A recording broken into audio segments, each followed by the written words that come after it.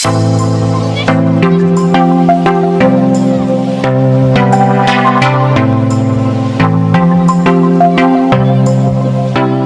Guys, welcome back to my channel Clarified learning.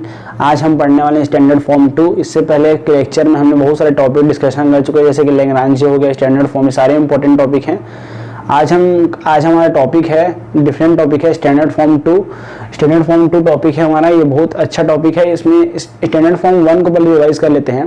Standard form 1 जो था हमारा, उसमें कुछ नहीं था। स्टैंडर्ड फॉर्म 1 में हमको गिवन इक्वेशन रहेगा, उसमें पी और क्यू के फॉर्म में रहेगा इक्वेशन। उसको हमको जीरो पुट करना था, मतलब पी और क्यू के एक साइड करना था, इज इक्वल टू जीरो लाना था। उसके बाद हमको कंप्लीट इंटीग्रल का यूज करना था, Z is equal to A X plus B Y plus C, ठीक है। लेकिन उसके बाद आपको पी और क्यू में ए और बी का वैल्यू पुट करना था, पी और क्यू की जगह वो वैल्यू बी का निकाल के डायरेक्ट आंसर आ रहा था हमारा। लेकिन अगर हमारा स्टैंडर्ड फॉर्म में इक्वेशन ना रहे तो हमको क्या करना पड़ता था कि हमको उसको कन्वर्ट करना पड़ता था पी और क्यू के फॉर्म में, जो भी अदर एक्स वाई जेड अगर अवेलेबल है तो। अगर नहीं है अवेलेबल तो कोई ज़रूरत नहीं, डायरेक्ट सॉल्व करना था हमको पैटर्न के अकॉर्डिंग। लेकिन अब हम आ गए स्टैंडर्ड फॉर्म 2 में। ये डिफरेंट टाइप का स्टैंडर्ड फॉर्म 1 से थोड़ा सा आगे स्टेप बोल सकते हो आप इसको, क्योंकि इसमें पी क्यू और जेड भी अवेलेबल रहेगा इक्वेशन में। हमारे पास जो गिवन इक्वेशन रहेगा उसमें पी क्यू जेड भी अवेलेबल रहेगा। तो उसको हमको किस तरीके से सॉल्व करना है उसको समझते हैं, प्रोसीजर वाइज समझेंगे पूरा। उसके बाद आप कोई भी क्वेश्चन आसानी से लगा पाओगे। इसके बाद हम एक क्वेश्चन देखेंगे, उसके बाद हम प्रैक्टिस करेंगे, ठीक है। तो चलिए वीडियो को स्टार्ट करते हैं। तो स्टैंडर्ड फॉर्म 2 में जब देखोगे आप, तो हमारा पहला रहता है सॉल्विंग रूल। समझ लेते हैं क्या क्या होता है। पहले बात तो मैंने आपको बता दिया कि इसमें इक्वेशन आपको किस फॉर्म में मिलेंगे, पी क्यू और जेड, 3 के फॉर्म में इक्वेशन आपको मिल जाएगा, ठीक है। तो इसमें सॉल्विंग रूल क्या कहता है कि अगर आपके पास इक्वेशन इस फॉर्म में है तो इसको आपको ऐसे हो गया, P Q plus Z square या माइनस इस फॉर्म में लाना है मेरे को। और मान चलो क्वेश्चन आपके पास रहेगा available is equal to Z.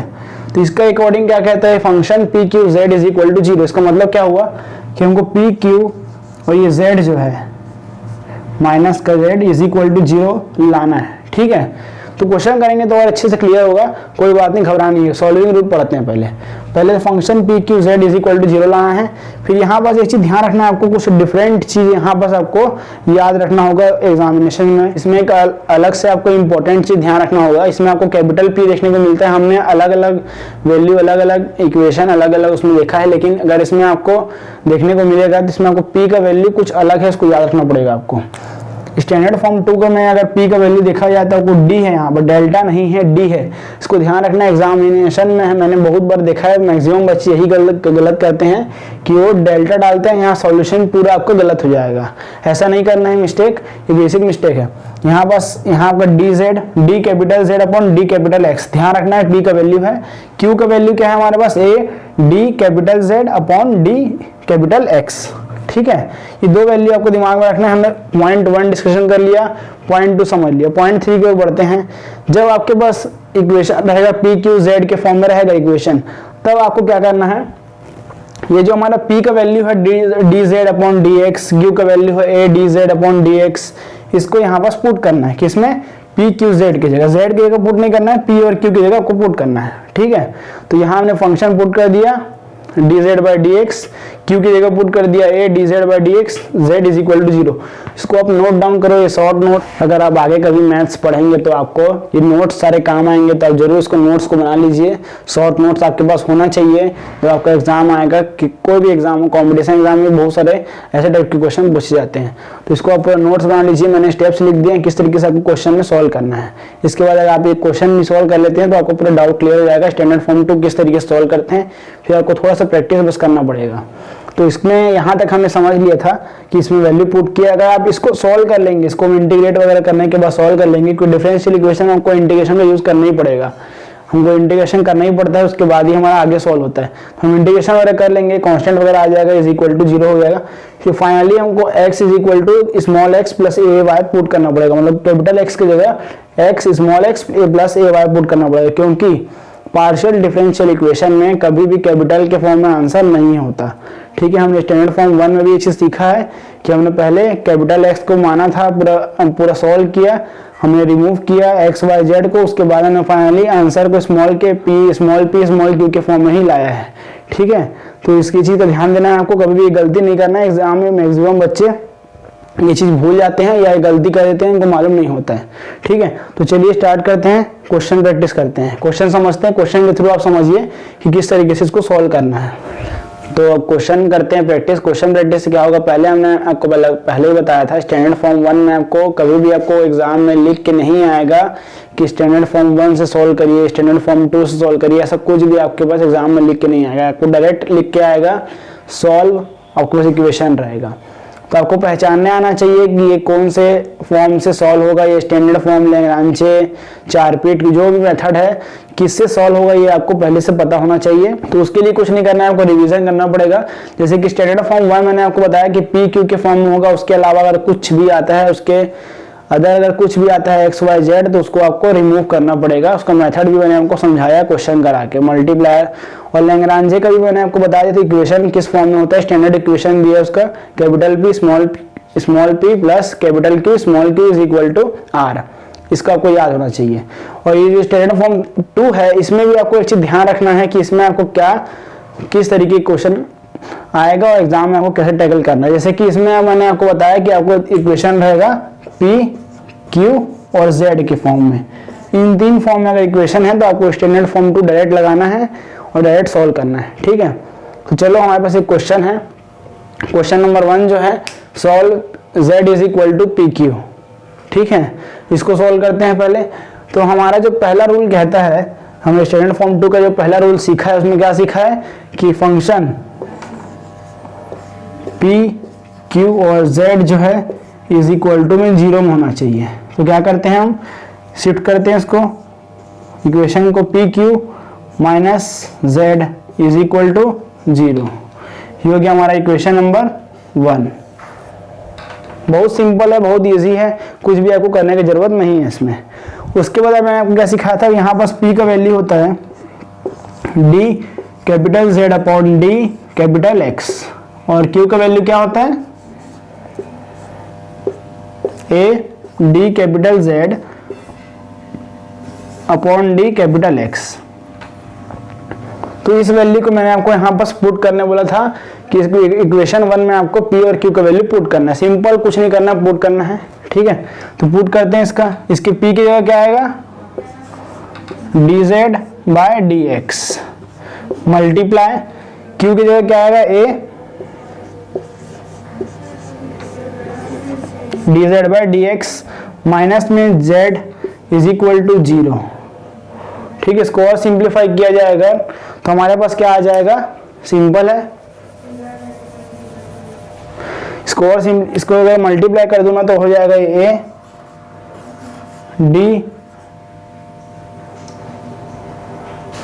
dz upon dx का होल स्क्वायर। 2 ठोक है यहाँ पर सेम, तो होल स्क्वायर हो जाएगा माइनस का z इज इक्वल टू 0। इसके बाद देखो कुछ नहीं करने, z को इधर शिफ्ट करते हैं तो हो जाएगा a capital dz upon d capital x का whole square is equal to z, और सिंप्लीफाई करेंगे तो क्या हो जाएगा dz का बाय dx का whole square is equal to z by a। मेरे ख्याल से आपको यहां तक डाउट नहीं होगा, यहां तक आपको डाउट नहीं होगा। ठीक है, इसके बाद देखते हैं, अब यहाँ स्क्वायर है, स्क्वायर को शिफ्ट करूंगा क्या आएगा, dz by dx is equal to root z by root a। ठीक है, यहां तक कोई प्रॉब्लम नहीं होगा आपको। अब ध्यान से देखो, अगर हमको इंटीग्रेशन करना है इसमें, अगर हमको यहाँ पास इंटीग्रेशन करना है तो क्या करेंगे हम, यहाँ पास a। ठीक है, अगर इंटीग्रेशन करना है तो हमको यहाँ x z के रिस्पेक्ट में चाहिए, तो z को नीचे शिफ्ट कर लेंगे, x को ऊपर शिफ्ट कर लेंगे। ठीक है, चलो सेम चीज करते हैं यहाँ पास। तो क्या आएगा ये, dz अपॉन में रूट का z is equal to 1 by, ये रूट है ऊपर चले, x ऊपर चले जाएगा तो नीचे का रूट है dx। Integrating on both side तो क्या आएगा, z का ऊपर चले गया -1/2 +1 -1/2 +1, ठीक है, इज इक्वल टू इंटीग्रेशन करने पे क्या आएगा x/√a प्लस c। 1 में से हाफ के क्या बचेगा, 1 में से अगर हाफ गया तो क्या बचेगा, हाफ, और ऊपर भी अगर करेंगे तो हाफ, तो यहाँ क्या आएगा ऊपर में √z अपॉन में 1/2, तो 2 ऊपर चले गया, is equal to x/√a plus c।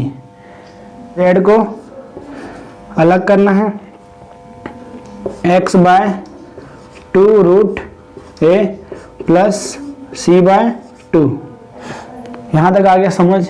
इसके आगे देखते हैं simple, z is equal to x/2√a plus c/2। यहाँ तक आगे इसको फिर से नोट डाउन करते हैं, यहाँ पास z is equal to x/2√a plus c/2। अब स्क्वायरिंग हम बोथ साइड करते हैं,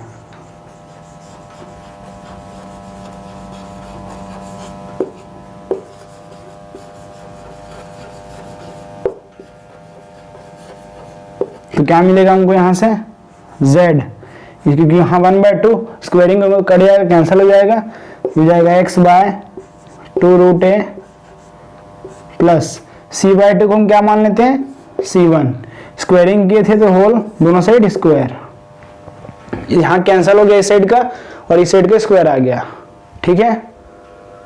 अब मैंने आपको एक चीज आखिरी में बताया था, जब हम पूरा सॉल्व कर लेंगे इसको, जब पूरा सॉल्व कर लेंगे तो उसको क्या करना है, हमको पुट करना है, वैल्यू क्या पुट करना है, पुटिंग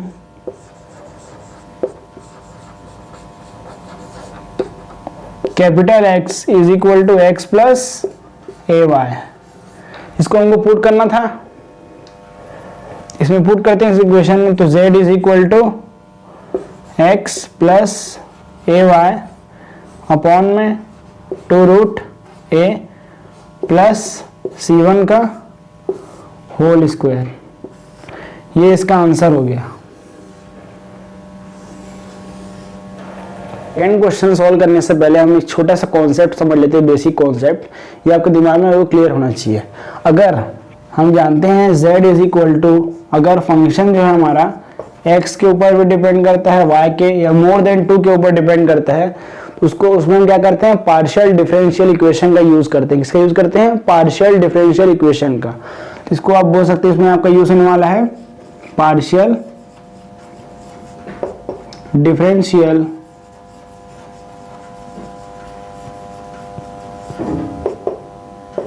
इक्वेशन का। लेकिन अगर आपने जो क्लास 12 में पढ़ा होगा टॉपिक, जो कि होता है function y is equal to F X, कुछ इस तरीके से, इसमें जो हम डिफरेंशिएशन यूज करते हैं, इसमें जो हम डिफरेंशिएशन यूज करते हैं उसको हम कहते हैं ऑर्डिनरी डिफरेंशिएशन। क्या बोलते हैं, ऑर्डिनरी डिफरेंशिएशन, डिफरेंशियल इक्वेशन, मतलब कि ऑर्डिनरी डिफरेंशिएशन, मतलब डिफरेंशिएशन हमारा नॉर्मल रहता है उसमें, तो इसलिए मैंने डिफरेंशियल निकल गया गलती से, एक्चुअली उसमें हम कहते हैं ऑर्डिनरी डिफरेंशियल इक्वेशन बोलते हैं उसको।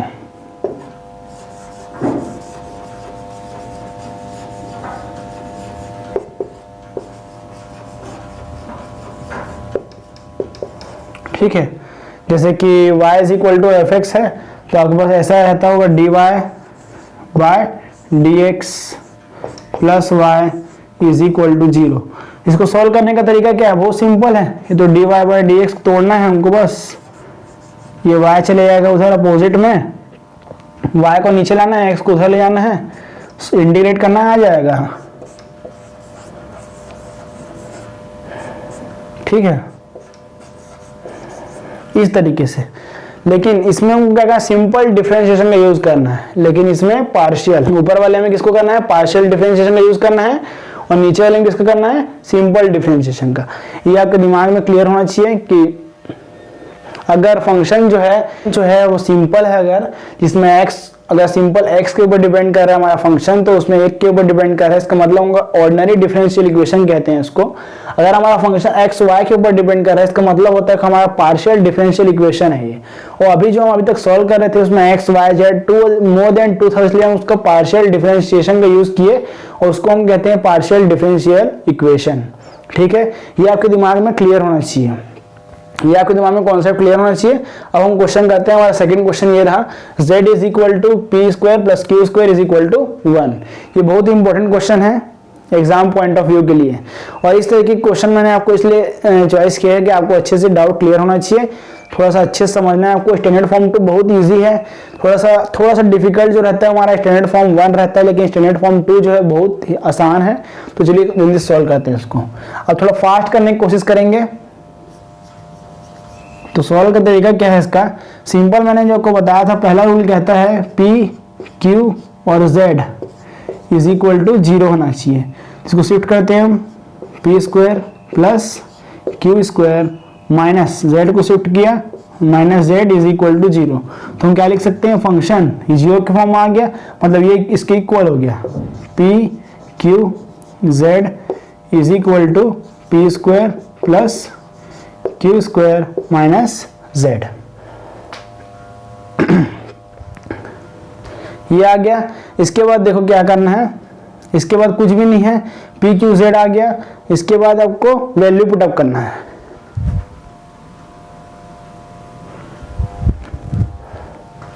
इसके बाद कुछ नहीं करना, वैल्यू पुटअप करना है। मतलब क्या होता है, यहाँ हमने जानते हैं पी का वैल्यू क्या होता है, यहाँ पास D Z by D X, capital X रहेगा, और Q का भी value same, A is equal to D Z by D X. तो वैल्यू पुटअप करो डायरेक्ट यहाँ पास। तो इस इक्वेशन में वैल्यू पुट करेंगे, तो पहले हम इसको नाम इक्वेशन नंबर 1 देते हैं, इसको इक्वेशन नंबर 2 नाम दे दो। ठीक है, इसको 2 देते हैं, इसको 3 नाम देते हैं। वैसे इसका यूज नहीं होने वाला है, हमारा इक्वेशन 2 का ही यूज होगा। तो इक्वेशन 2 में पुट करते हैं, फ्रॉम इक्वेशन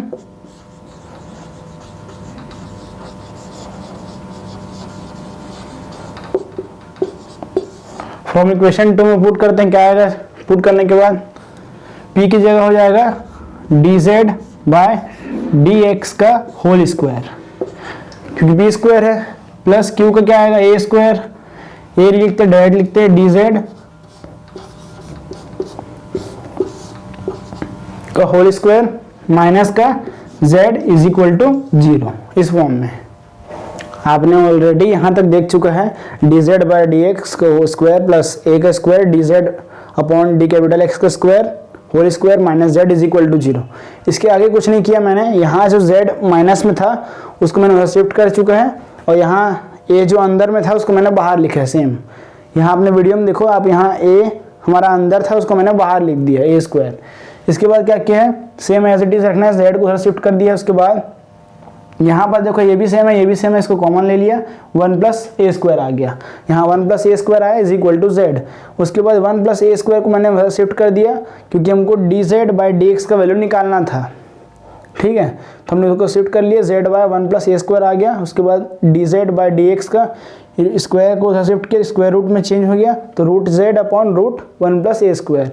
ये सिंपल मैथमेटिक्स यूज़ किया।